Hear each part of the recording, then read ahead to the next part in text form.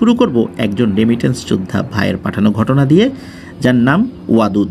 উনি বর্তমানে সংযুক্ত আরব আমিরাতে রয়েছেন। ওনার বাড়ি হবিগঞ্জ জেলার বাহুবল উপজেলার সাতকাপন ইউনিয়নের লালটিলা বাজারে।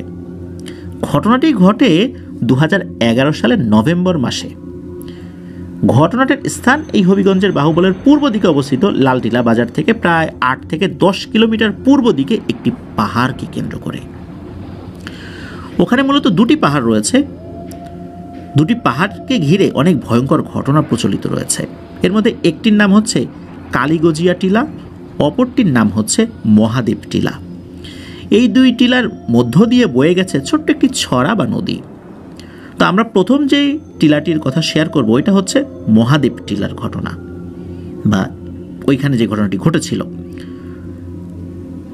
মহাদেব টিলাটি অনেক উঁচু একটি টিলা, অনেক গাছপালা দিয়ে বেষ্টিত। টিলার ঢালুর মধ্য অংশে বিশাল বড় একটি বেলগাছ রয়েছে, যেটা লাল কাপড় দিয়ে মোড়ানো রয়েছে। ওই গাছে অনেকগুলো লাল লাল ফিতা ঝুলানো রয়েছে। বেলগাছের নিচে ছোট একটি মূর্তিও রয়েছে। ওই মূর্তির সামনে সবসময় বিভিন্ন ধরনের খাবার রাখা থাকে। জায়গাটি পাহাড়ে হওয়ার কারণে ওইখানে আসলে কে কখন আসে যায়, কে এটা করে রাখে, এটা ওইভাবে আসলে দেখা যায় না, খুব একটা নজরে পড়ে না। পড়লেও কেউ ওইভাবে আসলে খেয়ালও করে না। আশেপাশের অনেক গ্রামের মানুষই ওই পাহাড়ে গরু চড়াতে নিয়ে যায়। একদিন পাশের একটি গ্রামের একজন ব্যক্তি তার গরুকে ওখানে চড়াতে নিয়ে যায়। তার নাম ফারুক মিয়া। উনি অতি দরিদ্র পরিবারের একজন মানুষ। ওনার বয়স ওই সময় ছিল 45 বছর। ওনার 3 ছেলে 1 মেয়ে। ছেলেগুলি প্রায় বড় হয়ে যাওয়ার কারণে ছেলেরা অন্যের জমি বর্গা নিয়ে চাষাবাস করতো আর কি। উনি 6 থেকে 7টা গরু লালন পালন করতেন, ষাঁড় গরু। ওইগুলো কুরবানি ঈদের আগে বিক্রি করে বেশ ভালো অঙ্কের টাকা পেতেন। সেই টাকা দিয়ে আরও কিছু গরু কিনতেন এবং বাকি টাকা উনি ওনার সংসারে ব্যয় করতেন। মোটামুটি চলছিল ভালোই আর কি। উনি প্রতিদিন সকাল 8টার দিকে ভাত খেয়ে রওনা হতেন। পাহাড়ে গিয়ে গরুগুলো ছেড়ে দিয়ে উনি বাড়ির রান্নার জন্য লাকড়ি বা খড়ি সংগ্রহ করতেন। এরপর জমিতে, ওনার যে জমি ছিল বাড়ির পাশে আর কি, ওখানে বেড়া দেওয়ার জন্য বাঁশ বা গরুকে রাত্রে খাওয়ানোর জন্য কিছুটা ঘাস, এইগুলো জোগাড় করার চেষ্টা করতেন আর কি। আসরের টাইমে উনি গরুগুলোকে একত্র করে বাড়ির উদ্দেশ্যে রওনা হতেন। সন্ধ্যার আগেই উনি বাড়িতে এসে গরুগুলোকে বেঁধে নিজে গোসল করে দুপুরের খাওয়া দাওয়া শেষ করে বিশ্রাম নিতেন। সন্ধ্যার দিকে খেতেন দুপুরের খাবার, যার কারণে ওনার কিন্তু এই গ্যাস্ট্রিকের সমস্যা হয়ে গিয়েছিল। মাঝে মাঝে বুকে পেটে ব্যথা হতো আর কি। তো প্রতিদিনের মতো একদিন উনি গরু নিয়ে পাহাড়ে গিয়েছেন। গরুগুলো ছেড়ে দিয়ে উনি কিছু লাকড়ি জোগাড় করেন। বেড়া দিতে হবে, আবার রান্নার জন্য লাকড়ি সংগ্রহ করতে হবে। সূর্য দেখে বুঝতে পারলেন দুপুর 12টার মতো হয়ে গেছে হয়তো।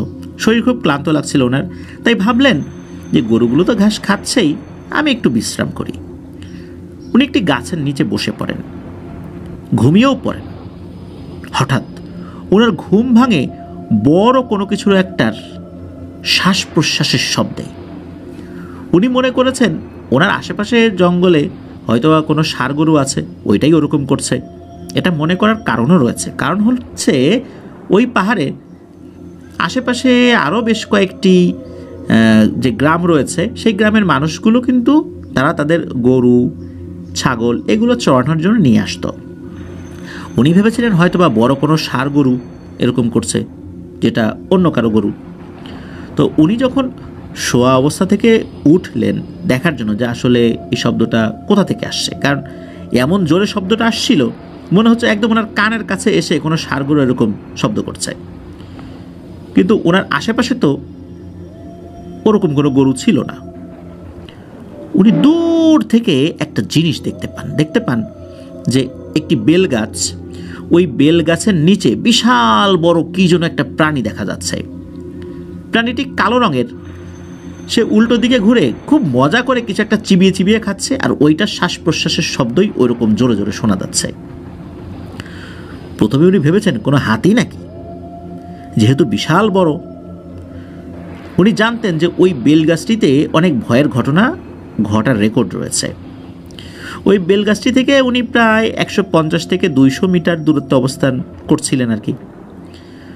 ওনার বিশ্বাস ছিল যে কোনো ভয়ের ঘটনা ঘটলে ওই ঘটনাটি ভালো করে যাচাই বাছাই করতে হয়, তা না হলে হয়তোবা মনের মধ্যে যে ভয়টা থেকে যায়, এই ভয়ের কারণেই মানুষ মারা যেতে পারে। তো উনি চিন্তা করলেন যে এটি আসলে কি, দেখে তো দূর থেকে ভয় লাগলো প্রথমে, এখানে তো হাতি আসার কথাও না। উনি কি করেছেন, একটু একটু করে সামনে এগিয়ে গিয়ে গাছের পাতার ফাঁক ফোকর দিয়ে উনি দেখার চেষ্টা করছিলেন জিনিসটা কি, সে কি করছে। আসলে উনি যেটাকে হাতি মনে করেছিলেন এটা কোনো হাতি ছিল না। ওইটার লেজটা বিশাল বড় ছিল, অনেক লোমশ একটা প্রাণী, মুখটা অনেকটা শেয়ালের মতো, কিন্তু একদম শেয়ালও না। আমার মনে হলো যে শেয়ালই, কিন্তু বড় একটি হাতির সমান। এত বড় শেয়ালকে হয় নাকি? ওইটা কোনো একটা জিনিস খাচ্ছে, কি যে খাচ্ছে এইটা উনি বুঝতে পারেন নাই। উনি ওই প্রাণীটিকে দেখার পরেই বুঝতে পারলেন যে ওই প্রাণীটিও মনে হলো বুঝতে পেরেছে আড়াল থেকে কেউ তাকে দেখছে। হঠাৎ করেই ওই প্রাণীটির শ্বাস প্রশ্বাসের শব্দও থেমে যায় আর খাওয়াও থেমে যায়। প্রাণীটা ঘাড় ঘুরিয়ে একটু পাশে তাকায়, ঠিক যেই পাশে এই ফারুক মিয়া পাতার আড়াল থেকে ওই প্রাণীটিকে দেখছিলেন। প্রাণীটা যখন মাথা ঘুরিয়ে ফারুক মিয়ার দিকে তাকায়, তখন ফারুক মিয়ার সাথে 10 থেকে 12 সেকেন্ড ওই প্রাণীটার চোখাচোখি হয়। ফারুক মিয়া দেখলেন ওই প্রাণীটার চোখ দুটো ভয়ঙ্কর রকমের লাল, মনে হচ্ছে ওই চোখের কোনো মনি নাই, পুরোটাই লাল, দিনের বেলাতেও জল জল করছে। 10 থেকে 15 সেকেন্ডও না, হয়তো 10 থেকে 12 সেকেন্ড এরকম আর কি চোখাচোখি যখন হলো, ফারুক মিয়াও বুঝতে পারলেন যে এই প্রাণীটাকে যে কেউ দেখছে এটাও ওই প্রাণীটা আশা করে নাই। প্রাণীটাও বেশ হতভম্ব হয়ে গিয়েছে। এরপর যেটা ঘটে সেটা হলো ওই প্রাণীটা এক লাফে ওই বেলগাছে উপরে উঠে গেল। এত বড় একটা প্রাণী এক লাফে উপরে উঠে গেল এবং মুহূর্তের মধ্যে সেটা বাতাসে মিলিয়ে গেল। উনি এই দৃশ্য দেখে সত্যি অনেক ভয় পান। ওনার শরীর নাড়াতে পারছিলেন না। উনি বুঝতে পারলেন ওনার পুরো শরীর ঝিনঝিন করছে। আমাদের শরীরের ভিতর দিয়ে যদি কোনো মৃদু ইলেকট্রিসিটি চলে যায় কেমন ঝিনঝিন করে হালকা, ওই রকম।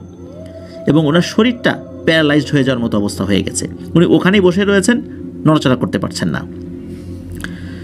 প্রায় 10 থেকে 15 মিনিট পর ওনার পাশের গ্রামের একজন লোক গরু খোঁজার জন্য এদিকে আসছিল। তো ওনাকে ওই অবস্থাতে বসে থাকা দেখে ওই লোকটি দূর থেকে ডাকছে, ও ফারুক ভাই, ও ফারুক ভাই, কি হলো, ওখানে বসে আছো কেন? কিন্তু কোনো সারা শব্দ ওই লোকটা পাচ্ছিলেন না। তখন ওনার একটু সন্দেহ হয়, কি ব্যাপার, ফারুক ভাই তো এরকম না, ডাকলে উত্তর দেবেন, এটা কেমন কথা? আমাকে তো উনি চিনছেন, চোখ খুলে বসে আছেন। ওনার একটু সন্দেহ লাগে। চিন্তা করলেন যে ফারুক ভাইকে অসুস্থ হয়ে গেছেন নাকি, শরীর খারাপ লাগতেছে নাকি। তো উনি এগিয়ে যান এই ফারুক মিয়ার কাছে গিয়ে ওনাকে ডাকাডাকি করছেন। দেখা গেল যে এই ফারুক মিয়া চোখের পাতা ফেলছেন, তাকিয়ে আছেন, কিন্তু উনি কথা বলতে পারছেন না, তবে শরীরটা নাড়ানোর চেষ্টা করছেন। এমত অবস্থায় ওই লোকটি এই ফারুক মিয়ার কাঁধে হাত দিয়ে একটু ঝাঁকুনি দেয়, দিয়ে বলে, যাও ফারুক ভাই, কি হয়েছে তোমার? এরপর এই যে ফারুক মিয়ার সেন্স ফেরত আসে, তখন উনি ওনার শরীরটাকে নাড়াতে পারেন। উনি বারবার বেলগাছটির দিকে তাকান এবং হাত দিয়ে বলেন, ইশারা করে বলেন যে, হায় আল্লাহ, এটা কি দেখলাম আমি, এটা কি দেখলাম, আমি মনে হয় বাঁচবো না রে, এ কি দেখলাম আমি। তখন ওই পাশের লোকটি বুঝতে পেরেছিলেন যে এই ফারুক মিয়ার সাথে প্যারানরমাল কোনো ঘটনা ঘটেছে, কারণ এখানে অনেকেই আসলে এই প্যারানরমাল ঘটনা দেখে ভয় পেয়েছেন, এমন নজির তো বহুত আছে। ওই লোকটি কী করেছেন, দ্রুত ওই পাশের ছড়া বা নদী থেকে একটা বোতলে পানি এনেছেন। ওখানে কিন্তু ওই ছোটোখাটো ওই যে পানির বোতল, যেই ওয়ান টাইম বোতলগুলো থাকে না, আমরা যে পানিগুলো খাই, তো ওরকম পানির বোতল কিন্তু ছড়িয়ে ছিটিয়ে থাকে, অনেকে আসেন আর কি ওখানে। তো ওরকম একটা পরিষ্কার বোতলে ওই ছড়া থেকে একটু পানি ভরে নিয়ে আসছেন, নিয়ে এসে কিছু সূরা পরে এই ফারুক মিয়ার মাথায় দিয়েছেন এবং কিছুটা পানি ওনাকে খাইয়ে দিয়েছেন। এরপর মোটামুটি আধা ঘন্টা পর ফারুক ভাই উনি চলাফেরা করতে সক্ষম হন। আর ওই লোকটি বলেন যে, ফারুক ভাই চলো, তোমাকে বাইরে দিয়ে আসি, তোমার শরীরটা ভালো না। তখন এই ফারুক মিয়া বলেন যে, না, আমার গরুগুলোর তো এখনো খাওয়া শেষ হয় নাই, আস্তে আস্তে ঠিক হয়ে যাব, আসলে ভয় পাইছি তো। আর কি দেখে ভয় পেয়েছেন, কি হয়েছে, সব কিছু কিন্তু ওই লোকটাকে বলেন এবং ওই লোকটাকে বলেন যে তুমি চলে যাও, তুমি তোমার গরু খোঁজো, আমি আমার সময় মতো আমার গরুগুলোকে নিয়ে বাসায় চলে যাব। এরই মধ্যে বিকাল হয়ে যায়। এই সময়ের মধ্যে কিন্তু এই যে ফারুক মিয়া, উনি অন্য কোনো ভয়ঙ্কর ঘটনা কিন্তু দেখেন নাই, বা তার সাথে কোনো ভয়ঙ্কর ঘটনা ঘটে নাই, কোনো প্যারানরমাল কিছু ওনার চোখে পড়ে নাই। তো ফারুক মিয়া ওনার গরুগুলোকে একত্র করে বাড়ির উদ্দেশ্যে রওনা দিয়েছেন। তো উনি যখন বাড়ির কাছাকাছি আসেন তখন কিন্তু এই যে আমাদের ওয়াদুদ ভাই যিনি ঘটনা পাঠিয়েছেন আর কি, ওনারা কিন্তু মাঠে ফুটবল খেলছেন। ওনারা দেখছিলেন যে এই যে যিনি ফারুক ভাই, উনি গরু নিয়ে বাড়িতে যাচ্ছেন। মূলত মাঠের পাশ দিয়েই ওনার বাড়িতে যাওয়ার রাস্তা ছিল, আর ওই মাঠের পাশ দিয়ে ওই পাহাড়েও যাওয়ার রাস্তা। তো ওই পাহাড় থেকে কেউ আসলে মাঠের সবারই নজর পড়তো যে কে আসছে, কে যাচ্ছে। আর তাছাড়া ওই বিকাল সময়ে রাস্তার পাশে বসে অনেকেই ফুটবল খেলা দেখতো, তাই পাহাড় থেকে কেউ বাড়িতে ফিরলে খুব সহজেই সবার চোখে পড়ত। উনি মাগরিবের 10 থেকে 15 মিনিট পূর্বে বাড়িতে গিয়ে উঠেছিলেন। মূলত মাঠ থেকে 3-4 মিনিট এগুলোই ওনার বাড়ি। উনি চলে যাওয়ার কিছুটা সময় পরেই মসজিদের মাইকে ফু দেওয়ার একটা শব্দ হয়। অনেক সময় আজানের আগে টং টং শব্দ করে ফু দেয় যে মাইক্রোফোনটা ঠিক আছে কিনা। তো সবাই ভেবেছেন এখন মাগরিবের আজান দেবে, কারণ সময়ও হয়ে গিয়েছিল, কিন্তু না। সবাইকে অবাক করে দিয়ে মাগরিবের আজানের পরিবর্তে একটি মৃত্যুর সংবাদ অ্যানাউন্সমেন্ট করা হয়। আর কার মৃত্যুর সংবাদ? এই যে ফারুক ভাইয়ের মৃত্যুর সংবাদ। মাঠে যারা ছিলেন তারা বলেন, আরে মাত্রই না ফারুক ভাই দিব্যি হেঁটে গরু নিয়ে বাড়িতে গেলেন, কি হলো এত তাড়াতাড়ি? সবাই মিলে দৌড়ে এই ফারুক ভাইয়ের বাড়ির দিকে যাওয়া শুরু করলেন। এবং তখন আমাদের এই ওয়াদুদ ভাই উনিও কিন্তু যাচ্ছিলেন যে ফারুক ভাই কি হলো, সুস্থ মানুষ আমাদের সামনে দিয়ে হেঁটে গেল। বাড়িতে যাওয়ার পর সকলেই দেখলেন যে ফারুক ভাই একটি বিছানায় শুয়ে আছেন। স্থানীয় একজন পল্লী চিকিৎসক বারবার তাকে চেক করে দেখছেন যে উনি মারা গিয়েছেন কিনা। কারণ আসলে বিশ্বাসই হচ্ছিল না, মাত্র হেঁটে চলে গেল একটা মানুষ, কয়েক মিনিটের ব্যবধানে মারা গেল। ওনার স্ত্রী সবাইকে বলছিলেন যে অন্যদিন বাড়িতে এসে উনি গরুগুলোকে গোয়াল ঘরে বেঁধে রেখে পুকুরে গোসল করে দুপুরের খাবার খায় সন্ধ্যার দিকে, এরপর উনি বিছানায় বিশ্রাম নিতেন। আর এই দেরিতে খাবার খাওয়ার কারণে ওনার কিন্তু গ্যাস্ট্রিকের সমস্যা হয়ে গিয়েছিল। উনি আজকে গরুগুলোকে গোয়াল ঘরে বাঁধেন নাই, গোসলও করেন নাই, ঘরে এসেই বিছানায় শুয়ে পড়েছেন। ওনার স্ত্রীকে বলেন বুকে খুব ব্যথা করছে। যেহেতু অবেলায় খাবার খাওয়ার কারণে ওনার আগে থেকে গ্যাস্ট্রিকের একটা সমস্যা ছিল, ওনার স্ত্রী ভাবলেন যে সারাদিন না খেয়ে থাকার কারণে হয়তোবা এই গ্যাস্ট্রিকের ব্যথাটা বেড়ে গেছে। উনি তাড়াতাড়ি তরকারি গরম করা শুরু করেন ভাত দেওয়ার জন্য। ওনার স্ত্রী চুলায় তরকারি গরম বসিয়ে এসে দেখেন যে এই 2-3 মিনিটের মধ্যে ওনার স্বামী অনেকটা নরম হয়ে গিয়েছে, মানে শরীরটা নরম হয়ে গিয়েছেন, কোনো কথা বলছেন না, আবার ঘুমিয়ে আছেন। কিন্তু ঘুমিয়ে গেলে যে মানুষের একটা শ্বাস প্রশ্বাসের শব্দ হয়, এরকমটাও হচ্ছে না। তো ওনার স্ত্রী নাকের কাছে হাত দিয়ে দেখেন যে ওনার স্বামীর কোনো শ্বাস প্রশ্বাস চলছে না। তারপর সবাইকে ডেকে নিয়ে আসেন। এরই মধ্যে পাশের বাড়ির একজন পল্লী চিকিৎসক, ওনাকেও ডেকে নিয়ে আসা হয়, কিন্তু উনি এসে দেখলেন যে উনি মারা গেছেন। আর তখনই মূলত এই মসজিদে অ্যানাউন্সমেন্টটা হয়। মাত্র কয়েক মিনিটের ব্যবধানেই এই ঘটনাটা ঘটে যায়। আর অ্যানাউন্সমেন্ট হওয়ার পর তো লোকজন সবাই চলে আসে। এই লোকজন আসার পর এই উপস্থিত লোকগুলোর মধ্যে ওই ব্যক্তিটাও ছিল যিনি এই ফারুক ভাইকে ওই যে বেলগাছের নিচে অবশ অবস্থায় পড়ে থাকতে দেখেছিলেন, উনিও ছিলেন। তো উনি তখন সকলকে বলেন এই ঘটনা ঘটছে আজকে দুপুরবেলা। উনি তো খুব ভয় পাইছিলেন। তখন সবাই বলেন যে আসলে উনি ভয় পেয়েই মারা গেছেন।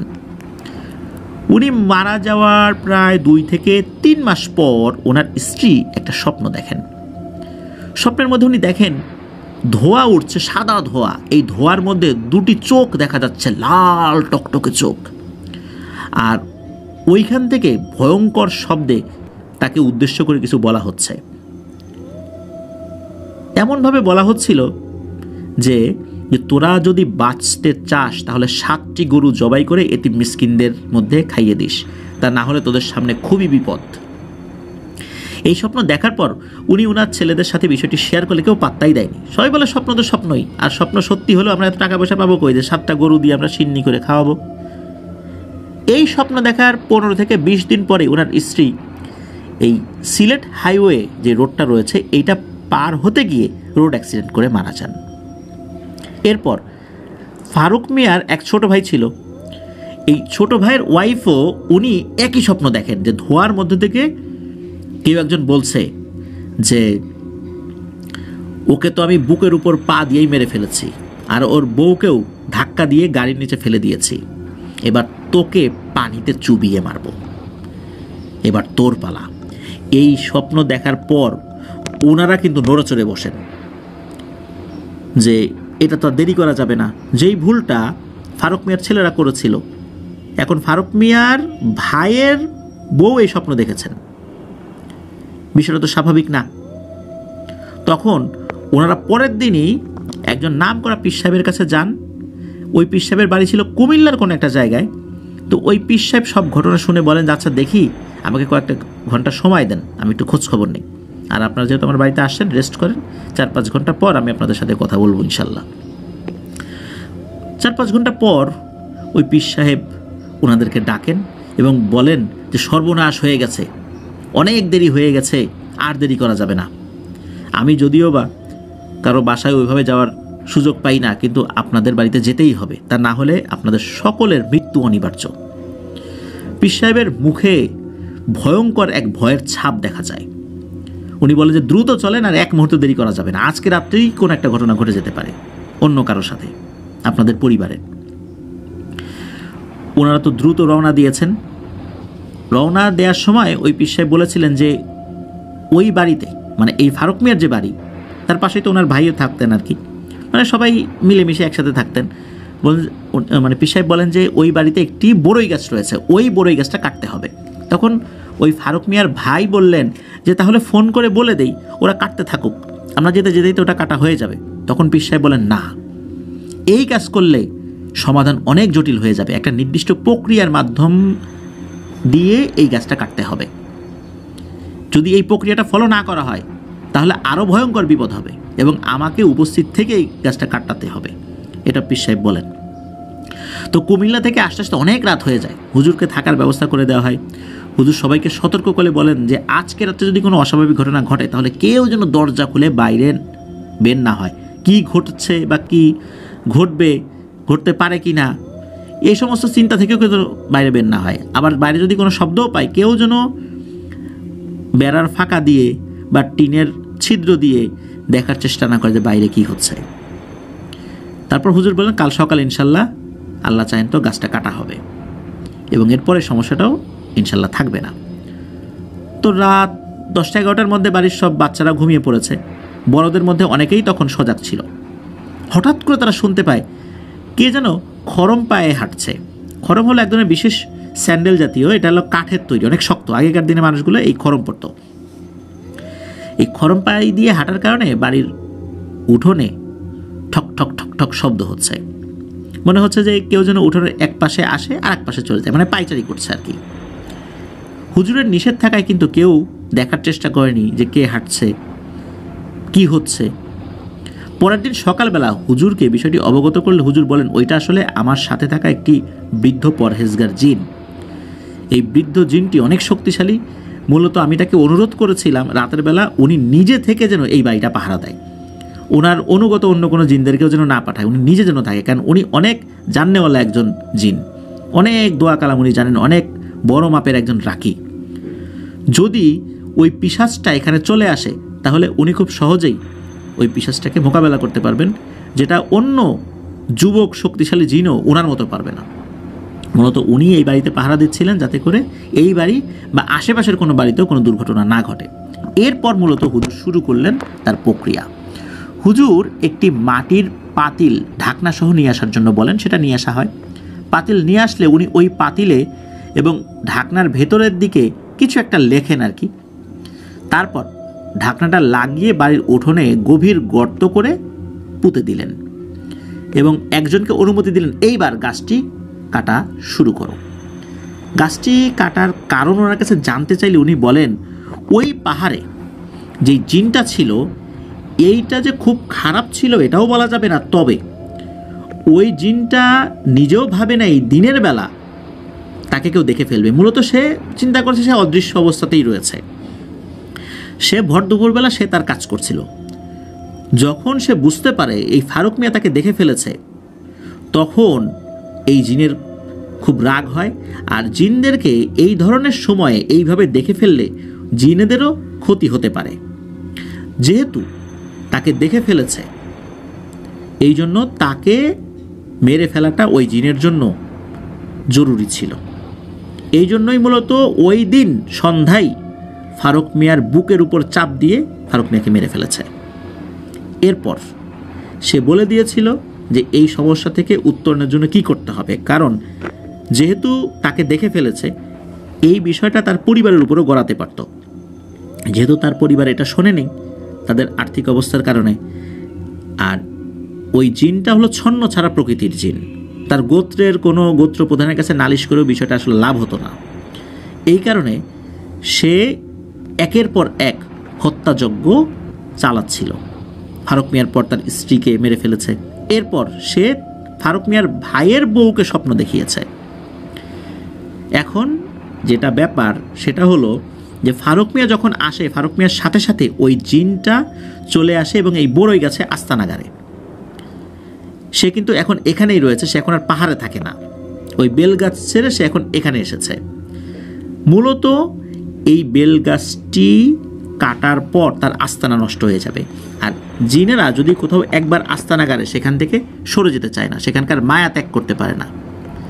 যদি কখনো সেখান থেকে চলেও যায়, ওই মায়ার কারণে আবার তারা ফিরে ফিরে আসে। যদি এই জিনিসটাকে আমি স্থায়ীভাবে এখান থেকে বিতাড়িত না করি, তাহলে এই বড়ই গাছে সে আবারও ফেরত আসতে পারে যদি এই বড়ই গাছটা না কাটি। তাই একটা বিশেষ প্রক্রিয়ায় বড়ই গাছটি কাটতে হবে। এই জন্যই বড়ই গাছটি কাটা হলো। ইনশাল্লাহ ওই জিনটা আর এখানে আসবে না। আমি যেই প্রক্রিয়া করে দিয়েছি ওই জিনটা আর এখানে আসতে পারবে না এবং এই পরিবারের আর কোনো সমস্যা হবে না। আর আমার তরফ থেকে যেটা করার দরকার আমি সেটা পরবর্তীতে করব। সত্যি এরপরে ওই পরিবারের আর কোনো সমস্যা আল্লাহর রহমতে হয়নি।